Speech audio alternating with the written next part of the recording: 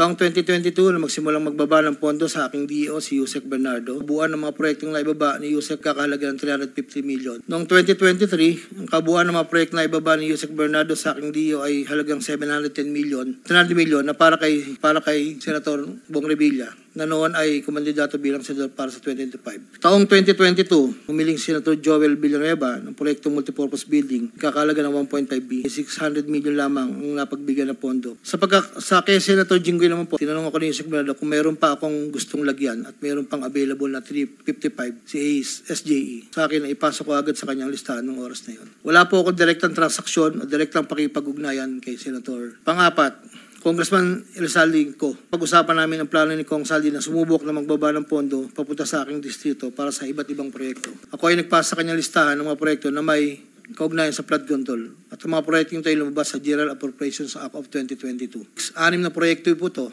519 million. Ang una po, mula 2022 hanggang 2025. Naging tagapagtaguhit si Kong Saldi ng mga proyekto sa Bulacan First. May kumulang 426 na proyekto. Ang kabuang halaga ng proyekto na ito ay hindi bababa sa 35 billion, 24 million pesos. Na yung larawan po nandun po sa kasama po ako, nakatayo, yung opisina. Yun po yung 20% po na 2022 inaayos po namin doon sa litrato po.